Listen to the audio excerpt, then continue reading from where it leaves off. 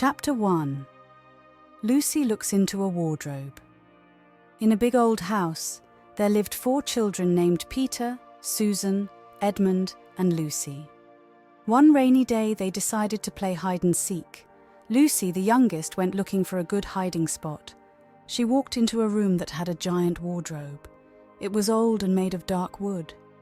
This would be a perfect hiding spot, Lucy thought to herself.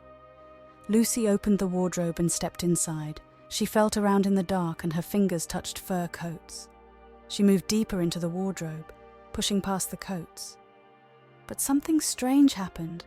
Instead of feeling the back of the wardrobe, Lucy felt something cold and crunchy under her feet. She found a light and turned it on. To her surprise, she wasn't in the wardrobe anymore. She was standing in a snow-covered forest. How did I get here? Lucy wondered. Just then she heard a noise. It was a soft jingling sound. A man with a red scarf and an umbrella was walking towards her. He had pointy ears and small horns on his head. "Hello, I'm Mr. Tumnus," he said. Lucy was surprised but answered politely, "I'm Lucy.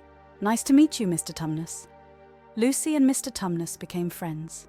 They had tea at Mr. Tumnus's house, but Mr. Tumnus looked sad. He told Lucy that an evil witch ruled their land, Narnia. She made it always winter but never Christmas.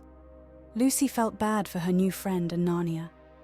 "I want to help," she said bravely. Mr. Tumnus smiled. "Maybe you can, Lucy. There's an old story that says when humans come to Narnia, they can break the witch's spell." Lucy decided then she would do whatever she could to help Narnia. She said goodbye to Mr. Tumnus and walked back towards the lamppost. As she stepped back into the wardrobe, she was back in the old house. She ran to find her brothers and sister. "You won't believe what happened," Lucy said, telling them about Narnia and Mr. Tumnus. But they didn't believe her. "No, Lucy," said Peter, "it's just your imagination." But Lucy knew it was real. She was determined to go back to Narnia and help Mr. Tumnus and the others. She knew a big adventure was waiting for her. Chapter 2. What Lucy Found There. Lucy could not forget about the magical wardrobe and Narnia. The next day, she decided to go back. She opened the wardrobe door and stepped in. Just as before, she felt the cold snow under her feet. When she reached the lamppost, she saw Mr. Tumnus. He looked very happy to see her. "Lucy," he said, "I didn't think you would come back." Lucy smiled at her friend. "I promised I would help, didn't I?" she said. Mr. Tumnus took Lucy deeper into Narnia. They saw tall trees covered with snow and icy rivers. They also saw animals that could talk. Lucy met a friendly beaver and a wise old owl. They all seemed scared of the evil witch. Lucy also learned more about the witch. She had a magic wand that could turn people into stone. Many Narnians had become her victims. Lucy felt a shiver of fear, but she also felt a strong desire to help. One day, Mr. Tumnus took Lucy to a special place. It was a stone table on a hill. "This is a very important place in Narnia," Mr. Tumnus explained.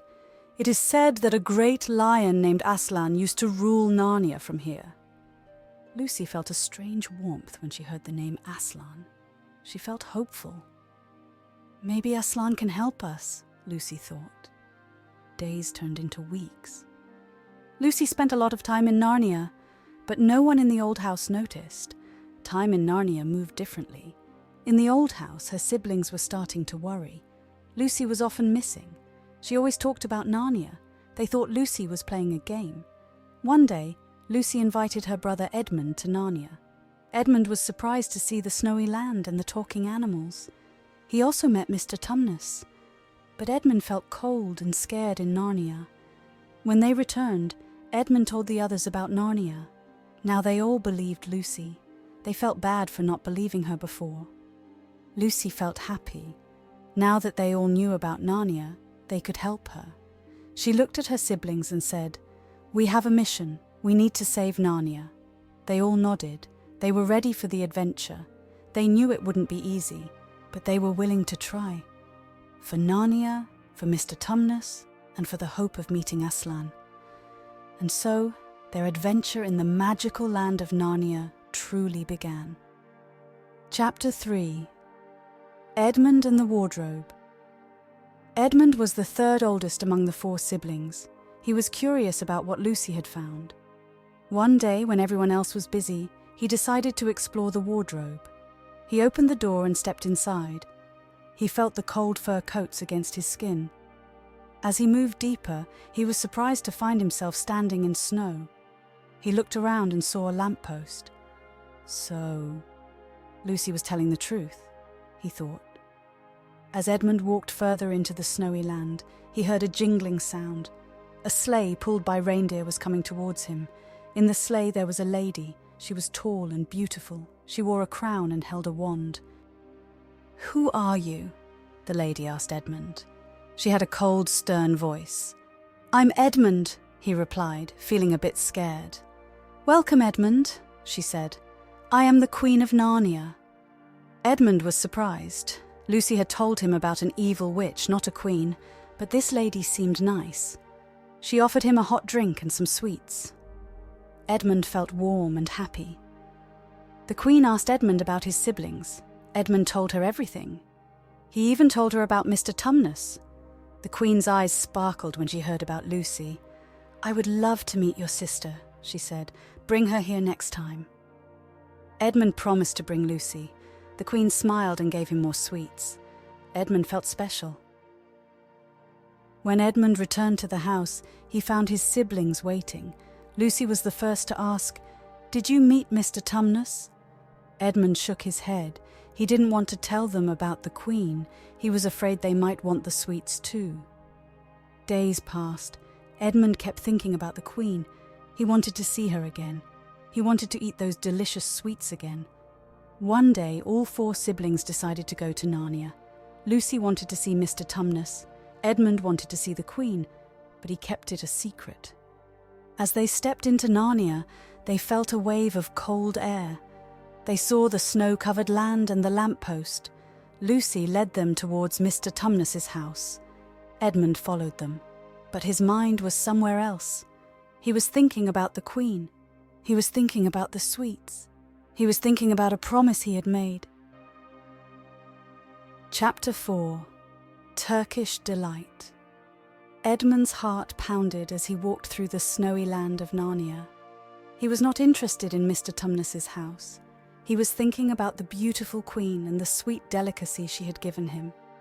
It was called Turkish Delight, and it was the most delicious thing Edmund had ever tasted. As Lucy led them towards Mr. Tumnus's house, Edmund quietly slipped away. He headed towards the direction where he met the Queen. He walked for a while until he heard the familiar jingling sound. The Queen's sleigh pulled by reindeer was coming towards him. The Queen smiled when she saw Edmund. "Did you bring your sister?" she asked. Edmund shook his head. "No, but I can bring her next time," he said. The Queen looked disappointed, but she quickly covered it with a smile. "Never mind," she said. "You are here now. Would you like some more Turkish Delight?" Edmund's eyes lit up. "Yes, please," he said. The Queen waved her wand, and a box of Turkish Delight appeared. Edmund ate piece after piece, forgetting about his siblings, forgetting about Mr. Tumnus, forgetting about the cold snow around him. All he could think about was the sweet taste of Turkish Delight. One day, Lucy came to Edmund. "Edmund, are you okay?" she asked. Edmund looked at her. "I'm fine," he said. "You don't seem fine," Lucy said. "You have been quiet since we came back from Narnia." Edmund did not want to talk about it. "I just need some time alone," he said. Lucy was worried about Edmund. She told Peter and Susan about it. "I think we should talk to Edmund," she said. Peter agreed. "You're right, Lucy. We should talk to him." Susan was not sure. "Maybe he just needs some time alone," she said, but Lucy was adamant. "We are a team. We should help each other." So they decided to talk to Edmund. They found him sitting alone in the garden. They sat down next to him. "Edmund, we are worried about you," Peter said. "You have been quiet since we came back from Narnia," Susan added. "We want to help you," Lucy said. Edmund looked at his siblings. He wanted to tell them about the Queen. He wanted to tell them about the Turkish delight, but he could not. He had made a promise to the Queen. "I'm fine," Edmund said. "I just need some time alone." His siblings did not push him. They respected his wish, but they were still worried about him. They could not understand why Edmund was behaving this way. As the days passed, the siblings continued to plan their next trip to Narnia. They were excited about their adventure, but Edmund was not. He was thinking about the Queen. He was thinking about the Turkish delight. He was thinking about a promise he had made to the Queen. Chapter 6. Into the Forest. The next time the children went to Narnia, they were all together. Peter, Susan, Edmund and Lucy. They were ready for their adventure. They had plans, they had hopes, they had each other. As they stepped out of the wardrobe, they found themselves in the same snowy forest. The air was cold, the snow was white, the trees were tall. They were back in Narnia. "Let's go to Mr. Tumnus's house," Lucy said, leading the way. But Edmund had other plans. He wanted to see the Queen. He wanted to eat Turkish delight. He wanted to keep his promise. So, he said, "I think we should explore the forest." Peter looked at Edmund. He was surprised. Edmund had been quiet since their last visit to Narnia. Now, he was suggesting a plan. "Okay, Edmund," Peter said. "Let's explore the forest." So they walked into the forest. The forest was deep and dark. The trees were close together. They had to walk in a line. Peter led the way. Then came Susan, Edmund and Lucy. As they walked, they talked. They talked about Narnia. They talked about Mr. Tumnus. They talked about the talking animals. But Edmund was quiet. He was thinking about the Queen. After a while, they came to a clearing. There was a small frozen lake in the middle. The lake was surrounded by trees. It was a beautiful sight. "Let's take a break," Susan suggested. They all agreed. They sat down on the snow. They looked at the frozen lake. They enjoyed the silence of the forest. But Edmund was restless. He wanted to find the Queen. He wanted to eat Turkish delight. He wanted to keep his promise. So he said, "I think we should keep moving." Peter looked at Edmund. He was surprised again. Edmund was taking charge. "Okay, Edmund," Peter said, "let's keep moving." So they got up. They walked deeper into the forest. The forest became darker. The trees became thicker. They had to walk closer together. Peter led the way. Then came Susan, Edmund, and Lucy. As they walked, they saw animals. They saw birds. They saw rabbits. They saw deer. They were all talking animals. They greeted the children. The children greeted them back. They were happy. They were excited. They were in Narnia. Chapter 7. A Day with the Beavers. Continuing their journey through the forest, the children met two friendly beavers. The beavers were Mr. and Mrs. Beaver. "Hello, children," said Mr. Beaver. "Welcome to Narnia." "Hello, Mr. Beaver," said Peter. "We are happy to be here." "Come, come," said Mrs. Beaver. "We have a warm home and hot food." They followed the beavers to their home. It was a cozy dam, warm and welcoming. Inside there was a fire. There was a table with food. There was a lot of comfort. "Sit, sit," said Mr. Beaver. "Make yourselves at home." They sat down. They felt warm. They felt safe. They felt happy. Mrs. Beaver served them food. There were potatoes, there were carrots, there were fresh fruits, and there was hot tea. "Eat, eat," said Mrs. Beaver. "You must be hungry."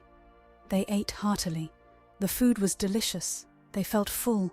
They felt satisfied. After the meal they talked. They talked about Narnia. They talked about their adventures. They talked about their plans. Mr. Beaver listened attentively. He nodded.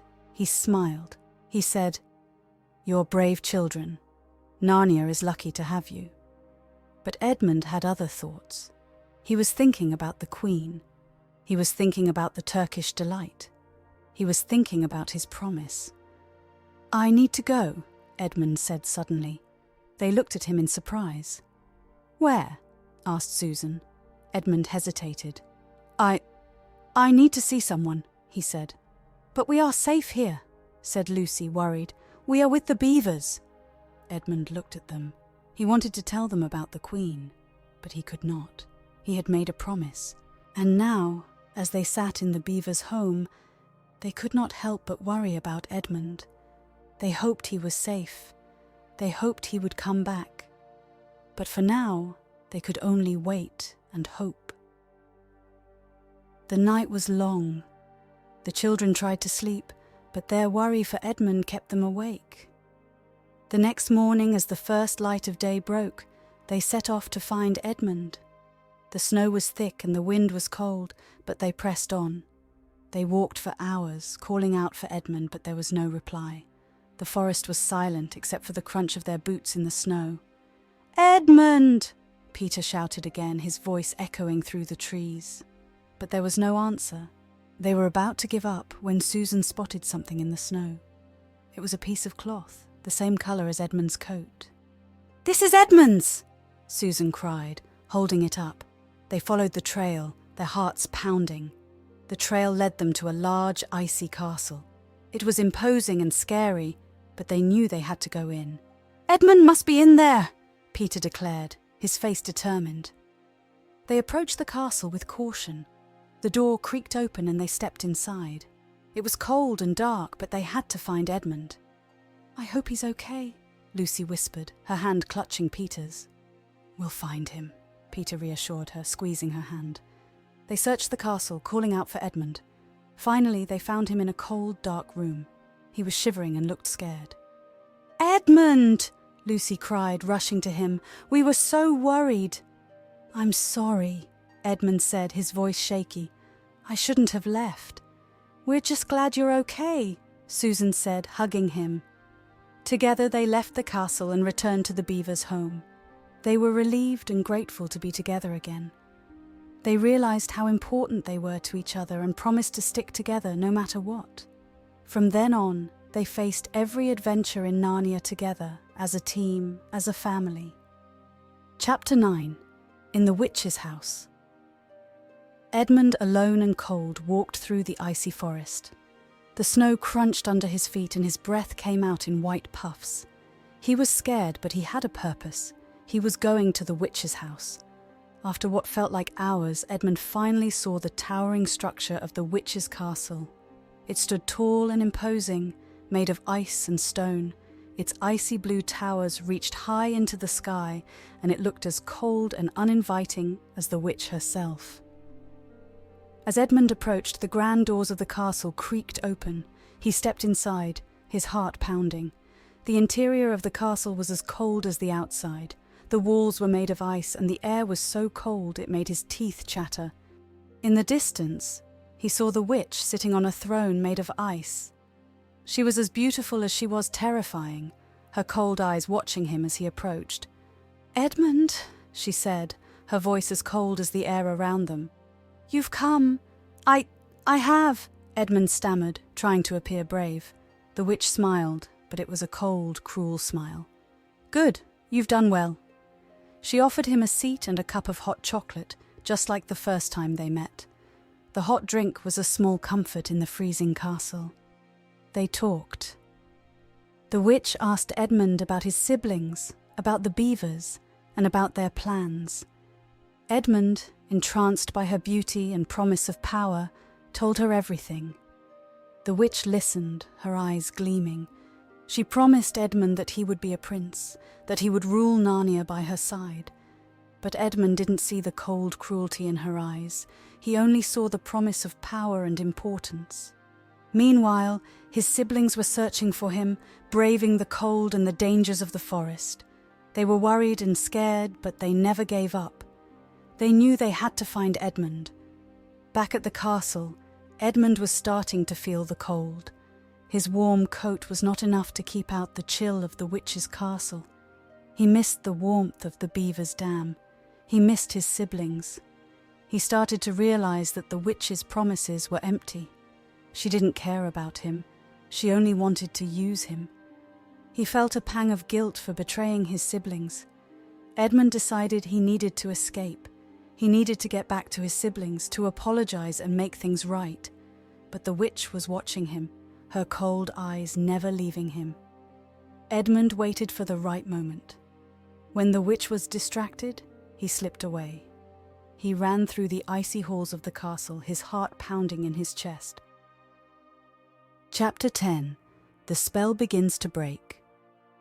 Meanwhile, Peter, Susan and Lucy, along with Mr. and Mrs. Beaver, were following the trail Edmund had left behind. They had found the piece of Edmund's coat and were now making their way towards the witch's castle, unaware that Edmund had managed to escape. Back at the witch's castle, the witch was furious to discover Edmund's disappearance. She sent her wolves to find him, promising a reward for his capture. The forest echoed with the howls of the wolves, adding to the children's fear and urgency. While they were navigating the forest, a strange thing happened. A warm breeze swept through the trees, melting the snowflakes in the air. The snow on the ground began to melt, and for the first time in a long while, they could see green grass poking through the white blanket of snow. The children and the beavers were puzzled. This was not the typical weather for the deep winter of Narnia. Suddenly they came across a sight that filled them with hope and joy. There, in the middle of the forest, was a group of Narnian creatures having a feast. There was food, music, and laughter. But what caught their attention was not the feast itself, but the one who was presiding over it, Father Christmas. Father Christmas, a symbol of joy and merriment, was a sight for sore eyes. His arrival in Narnia was a sign that the witch's spell was beginning to break. He had not been able to enter Narnia while the witch's spell of eternal winter was in effect, but now, with his presence, it was clear that the spell was weakening. Father Christmas gifted Peter, Susan and Lucy with weapons and tools, gifts that would help them in the challenges to come. Peter received a sword and shield, Susan a bow and a horn, and Lucy a small dagger and a vial of healing cordial. These gifts, Father Christmas explained, were not toys, but tools to be used wisely and bravely. Filled with renewed hope and strength, the children and the beavers continued their mission to find Edmund. The forest was less intimidating now, the howls of the wolves less scary. They were ready to face the witch, to save Edmund, and to free Narnia from her icy grip. Unbeknownst to them, Edmund was not far away. He had heard the howls of the wolves and had been hiding, scared and cold, but filled with determination. He had made a mistake, a big one, but he was ready to make amends. The spell was indeed beginning to break, but the path ahead was still fraught with danger. As the children made their way through the forest, they were unaware of the challenges that lay ahead, and of the roles they were destined to play in the history of Narnia. Chapter 11. Aslan is nearer. Meanwhile, Edmund is hiding from the witch's wolves and trying to find his way back to his siblings. He's cold and hungry, but determined to make amends for his betrayal. He's scared, but also filled with a newfound courage. The chapter ends with a sense of anticipation. Aslan is getting nearer, and with his arrival, the witch's reign over Narnia is coming to an end. The children and the beavers are filled with hope and determination. They know that the road ahead is dangerous, but they are ready to face the challenges to rescue Edmund and free Narnia. Chapter 12. Peter's first battle. Peter is scared but excited. He has a sword and shield from Father Christmas. He feels strong and brave. The beavers and his sisters, Susan and Lucy, are with him.